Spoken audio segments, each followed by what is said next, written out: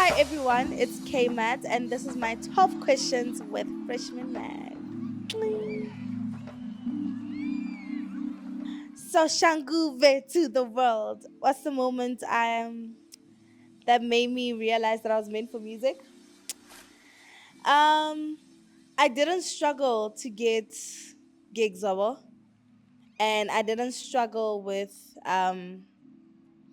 getting opportunities. So I would say, what moments? I actually don't know. There's so many moments, but I'd say my first gig. My first gig. Yeah. That's the moment. When I opened for PH Go Blue Room, I made everyone dance in the club and I only made one mistake. So that's how I knew that I was meant for music. Yeah. How's it growing up in Sashangu? The full story. Well, I would say growing up in Sasha was I actually stayed in Sasha from the age of, well, birth until I was like 7 years, and then I moved in with my mom in Pretoria North, and then Joburg, and then back to Pretoria North again. But those few years, those 7 years in Soshanguve were actually quite amazing because I was a child who played. I played Nerdlala Ditini, Nerdlala Kati, Nerdlala Ligusha. I remember this other day, Nerdlala Ligusha, and then I was by the neck. And then I tried to do Kelewetso, what we used to call it, but I tried to do Hojamba in, and then I had a 5 rand coin in my mouth, a 2 rand coin in my mouth. I swallowed it and I ran to my grand and I told her I swallowed the 2 rand, and she's like, relax, it's gonna go down. But that was like the toughest moment of my life. I thought I was gonna die. But it was amazing because I got scars. I once got beat up by this other friend of mine. I was actually, one thing about me, I'm such a nice person. So we were playing Rdlala Ditini and then she fell and then everyone laughed at her. Then I ran to her trying to like see if she's okay. And then ang shapagari tlapa, I think like both hands. Para, pata, pata, pata, pata. And that was like, and that, funny enough, that never changed me, but it was lesson learned. Like, it was a lesson learned. Like, if anyone pamotega, I just mind my own.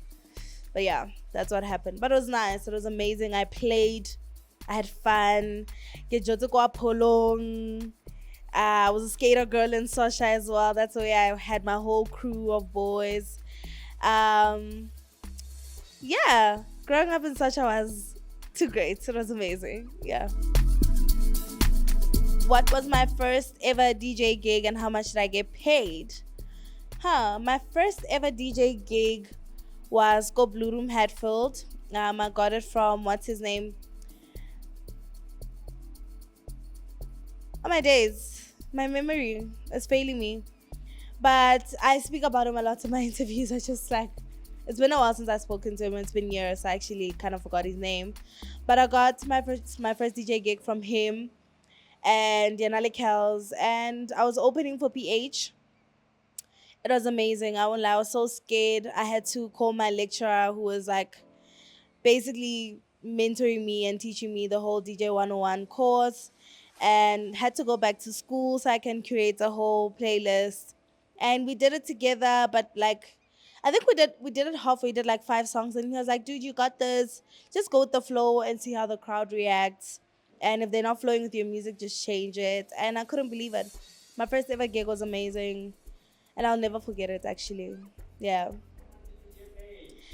How much did I get paid? I don't think I got paid.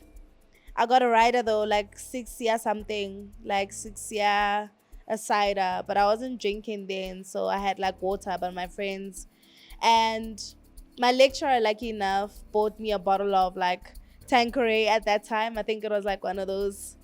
It was a big bottle back then, so he bought me like a bottle of Tanqueray to celebrate. Mara, yeah, I got paid with like a rider. Yeah, 6 year something. Le hablu. So, what's the most difficult thing about being in the industry, according to me? Ooh. Okay, one day I'm gonna start a podcast. Then, what that podcast? I'm gonna call everyone out. Even my friends was space. I wanna call everyone out. But The most difficult thing about being in the industry is the support. And like I was actually saying that I was watching this podcast. The one reason went to recently, Yabo Munaka, yeah. And I remember I wrote something on my story. And then somehow it got to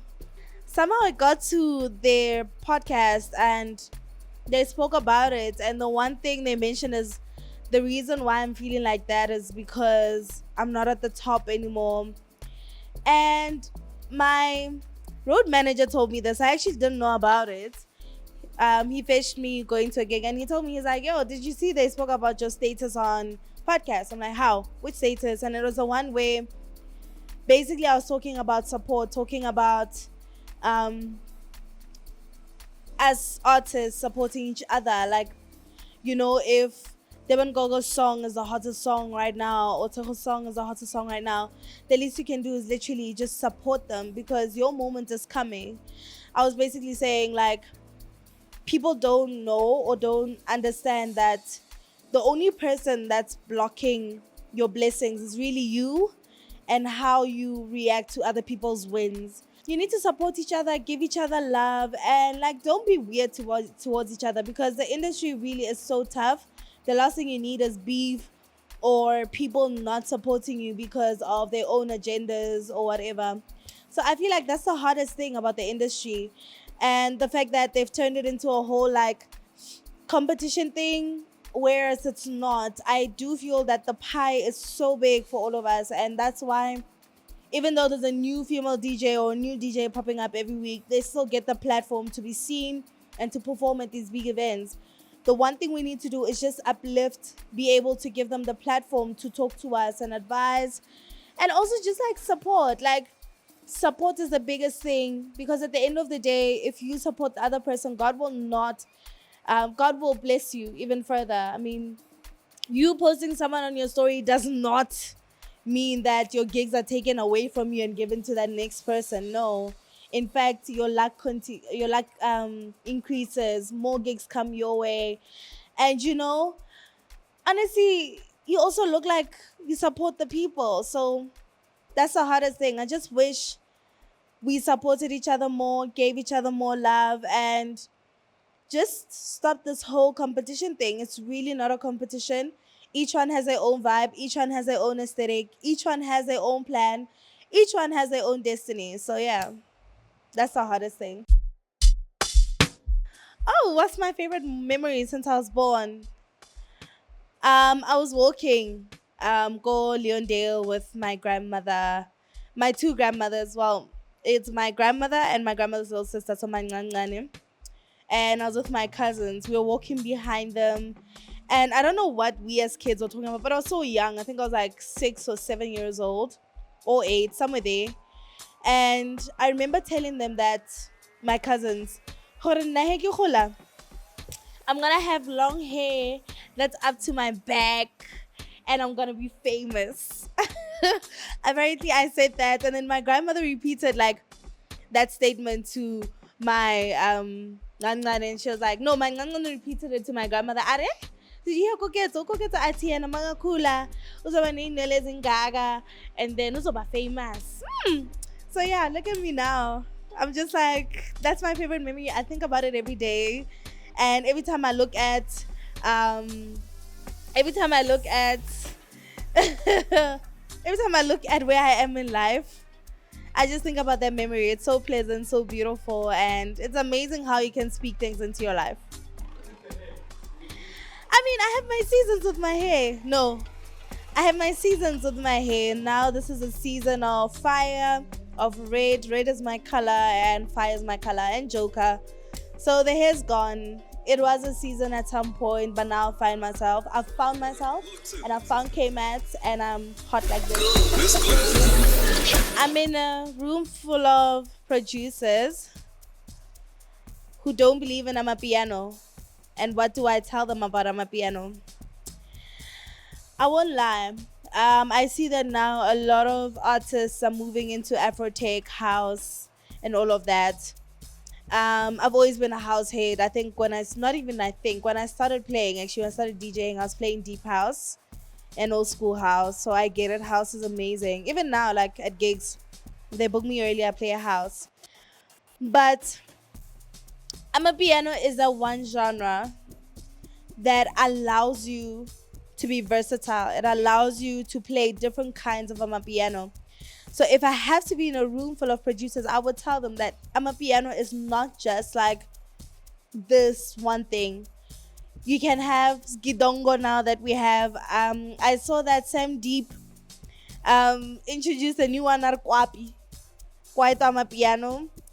There's Sgija, there's Gom Piano, there's Tuto, the human Amapiano. You know, there's so much you can do with Amapiano. It doesn't limit you. It doesn't leave you like confused. It doesn't like Amapiano is so clean. It's the sexiest music, just like Afrobeats. It's so sexy. It gets you in the mood whether you like it or not. So spiritual. It's so it will make you dance. Amapiano is that genre that allows you, and it may like you can choose the kind of Amapiano that you wanna like vibe with.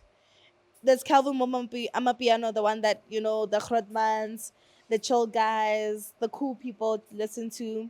There's that Amapiano that the youngsters, you know, the energetic people listen to. So I literally tell them that Amapiano is the best genre.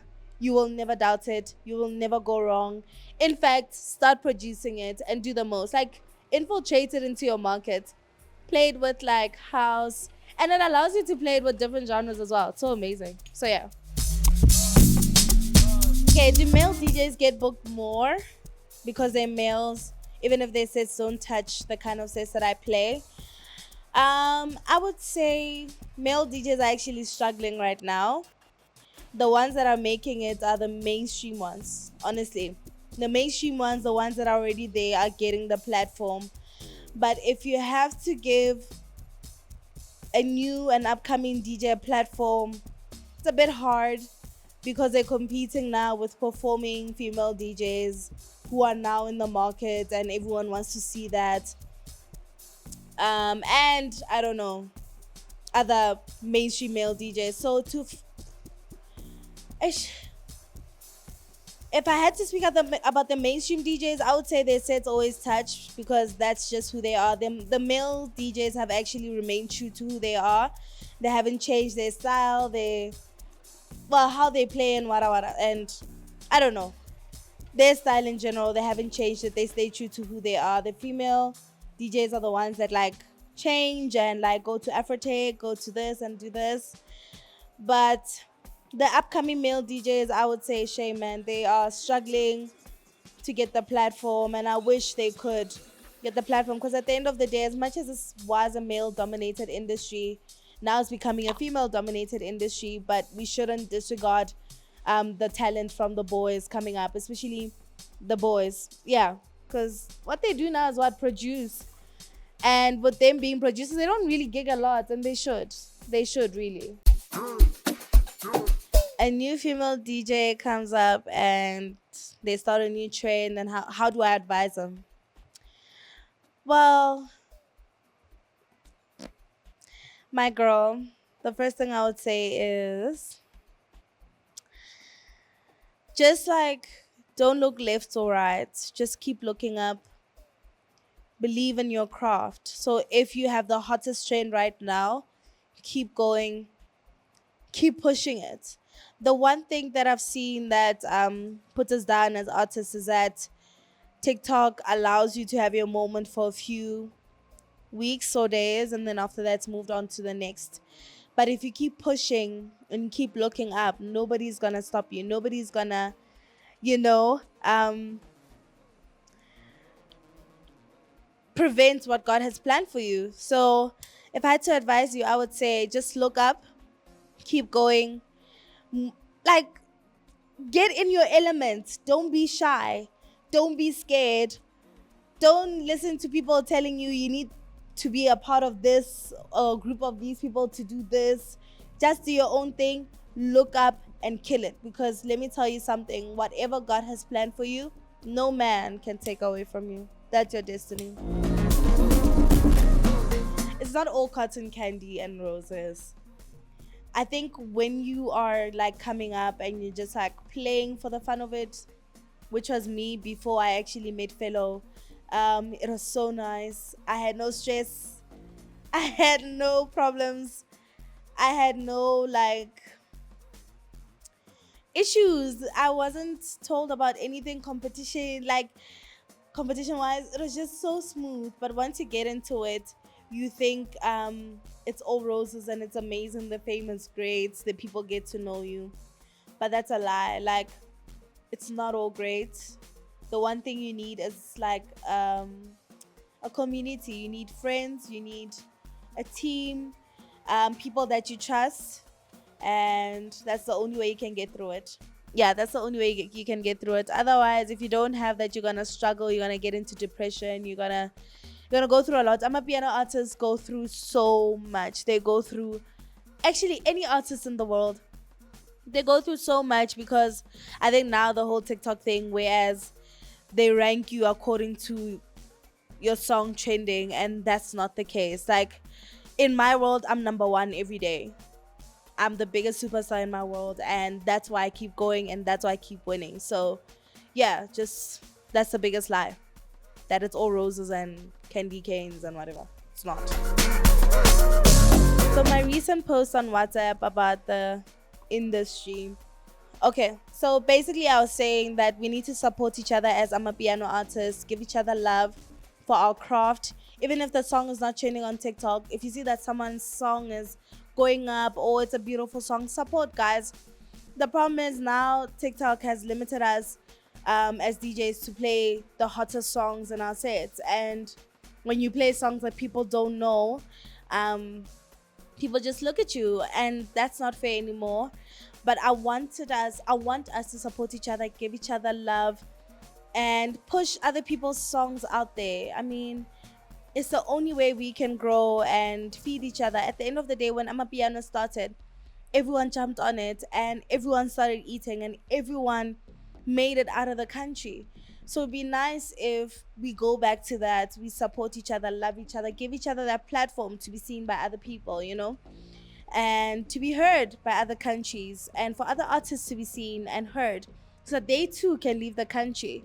So I was also saying that I just wish that people understood that when you are angry at the world, or when you are jealous, or I don't know, but like negative towards another person's win, you are basically blocking your own blessings, and that will not help you one bit. So I was just saying that just be happy for other people, support other people, give them love, and I promise you, God will bless you 10 times more. So basically, that's what I was saying. Like, just, but lawyer or baloilwe or whatever. Sometimes that's a lawyer. Keep it how. Like, basically, that's it. So Milky Way said she was playing horses. Then I came to help her out and calm her down. What's my take on playing Dipera? First of all, I love my girls. I support girls. I know how it gets, and I know what it feels like when the industry is in the club and just watching you. It's the scariest thing. So it's always nice to have someone that looks out for you. I'm one person. I'm very, very nice. Like, I will take care of my girls. But what's my take on horses? Well, Dipera. As DJs, we have good days, we have bad days, you have amazing days, you have the worst days.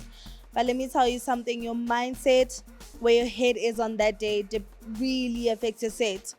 So sometimes when, like now, I was saying, artists go into depression a lot, especially in our game, because of the comparison, because of everything else that happens. So you'd find that today is one of those days where you didn't like wake up on a, good side and everything is bad. You literally, and you have a gig, let's say, go Louis, Kmat. That set might be even like the worst set of your life. And was proud you're amongst the industry giants. that does not mean that's who you are. They know how great you are, and that's why you're playing on that day. But sometimes the days are bad, and I cannot judge a DJ or Dlalandi horse. It's just it happens, and you can't control it. It's just one of those things, so you can't. Yeah, unless while they're still learning, then they just need a guidance and a mentor. But like they just need guidance and a mentor. But otherwise, it really happens. Like some days are just worse, and there's nothing you can do about it. So yeah. So I just played a hot set, and someone offers me food, kota, pizza, or pap. Oh, ke rata kota, guys. Kuka ka narekisa diphatlo. So, ne ke ra diphatlo ko hae. Like, I know how to make a mean kota as well. Like, so nna ke rata sephatlo, guys. And I'm a gym, like, it's like I'm a gym. I'm a gym freak. So I can't jump up because I want my stomach to be flat. I need that six pack in the next 2 months. Marakota, guys, all day, every day, with no acha, because mahwafa, you get. So yeah. What's the wildest DM I've ever received? PG or not? I actually don't receive weird DMs. The most, I actually get encouraging DMs from people. And like girls asking me to teach them how to DJ. Oh, oh, hey, the girls are shelling me. I love it though. I love it. Um, this other girl said, "I can't wait till you." Should I say it? Basically, she's saying she can't wait for me to fuck her. Yeah, apparently she's heard stories, so she can't wait till I bust it open. Yeah, I have. I think that's the story she's gotten. She probably heard that. I'm very toxic. I have. Don't judge me, my friend.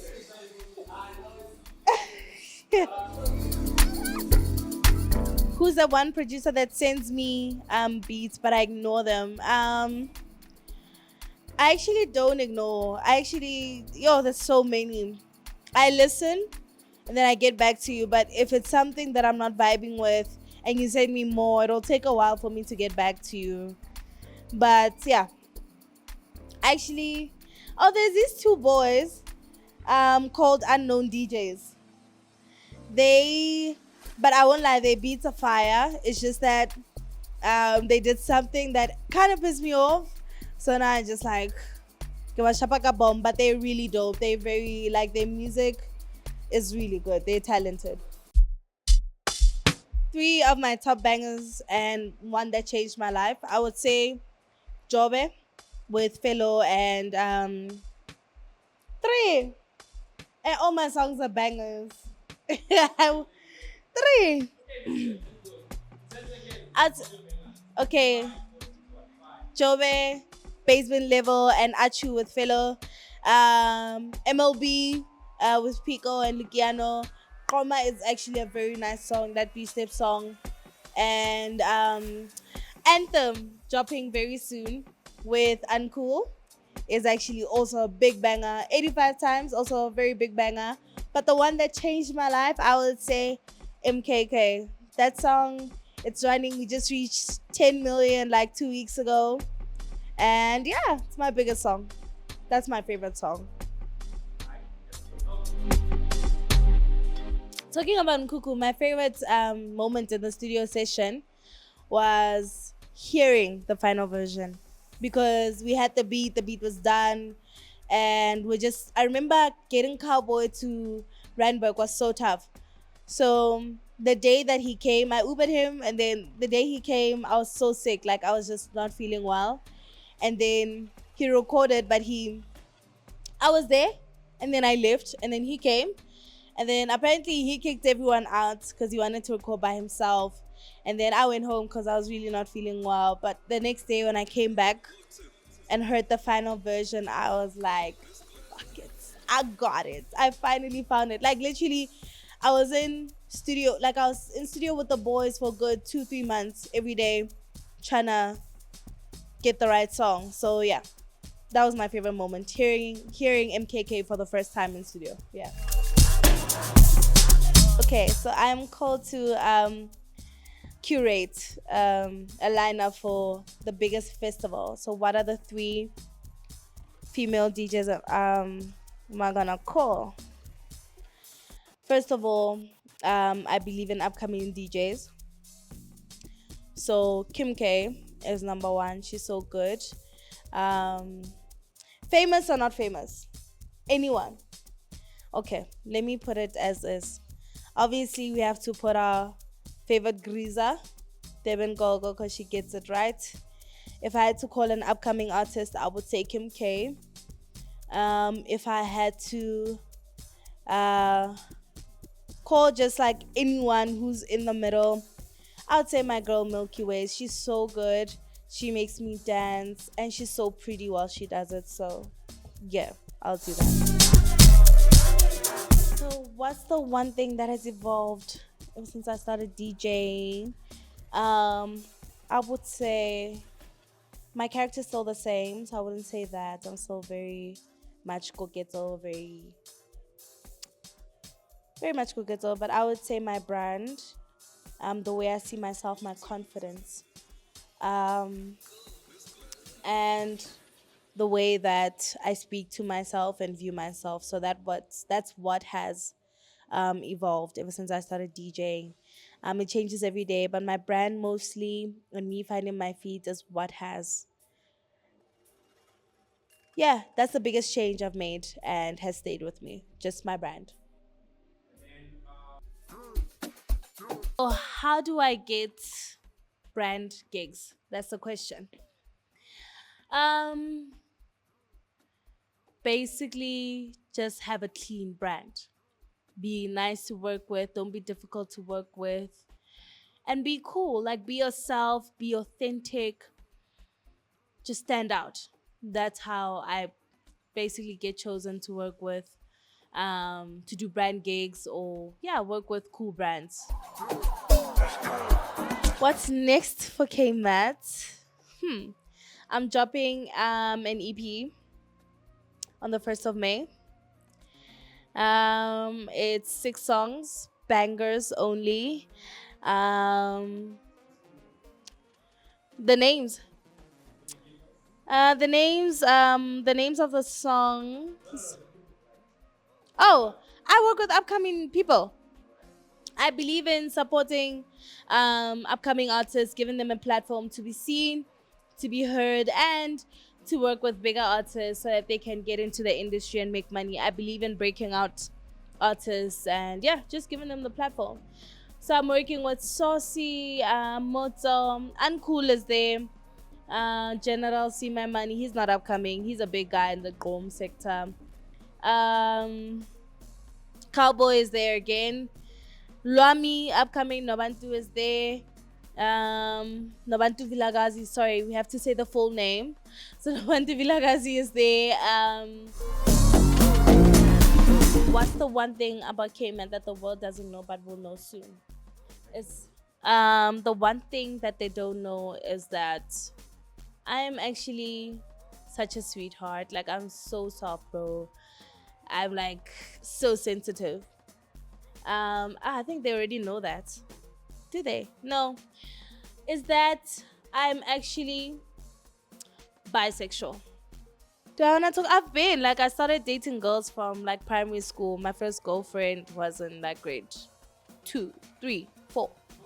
No, grade 5. When did I go to Assumption Convent? I think I went to Assumption when I was like because grade 3 I went to Iona Convent School. Grade 4 I went to Assumption Convent. So grade 4, 5, somewhere there I dated. That was my first girlfriend. We dated for a while. And then ever since then. And then I dated this other girl. And I'm still with her even now.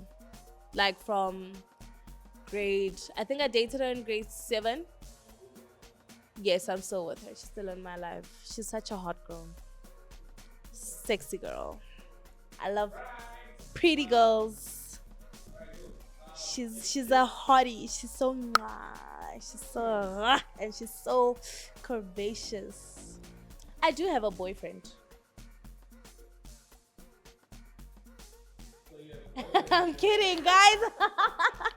No, I'm kidding. I'm kidding. I don't have a girlfriend. I don't have a boyfriend.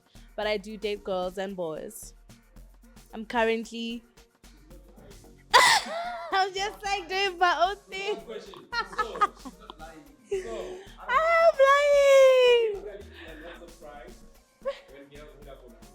I love it because I hit them up. I actually don't. I look at you like in the club. There's so many girls that I look at, but I can't hit them. If you wanna be in your element of being working, like being a workaholic, you cannot have a new girlfriend. You can't, cause and the girls are so crazy, bro. They see a house just once. So maro picture of pillow you can see yourself as a housewife in your house with the dog. That's true. So they start acting crazy as soon as you like actually don't want anything serious. So tomo because you're like they already pictured their future with you. Advice the guys on dating a girl. Yeah, just be upfront. Be upfront with what you want from a girl. Don't take them to your house until you're ready. Just take them to a hotel if you just wanna like fuck around. Be gentle. Also, if you really like a girl, like keep them. Like it's so rare to find good girls these days because girls just want like I don't know, like dating. The dating scene is so scary now. So just find your good girl, love her properly, love her gently, fuck her right, make her pregnant, give her babies, give her a good life, and just live with it because bayana ba fele, re ba bantši re pila, and we got surfeit. This interview was the last time I spoke to my fans. What would I say to them? Are you close? Can you hear me? Maddies. I don't call them fans, but they're my maddies. Thank you so much for loving me, for supporting me, for having my back, for basically showing up and just smiling at me when I play because I'm always so nervous. Thank you for listening to my music, even though some of the songs don't really make sense as to why am I dropping a Afro 3-step song or a soulful song. You're still there and you still love me and you're like literally waiting for the game plan. Thank you so much for loving me with my hair, for the way that I am, and for continuously showing up. Honestly, guys, you guys are showing up. You guys are so lovely. And obviously my fans have to be good people because I'm such a Pisces, man. You know, we are good people. And yeah, to all the creatives, I believe Maddies are creators because not everyone understands my aesthetic, my style, my hair, who I am. So to all of you guys, thank you. I love you. And I can't wait to see you guys rock to yeah! So yeah, guys, that was my 12 questions of Freshman Mag. I am out!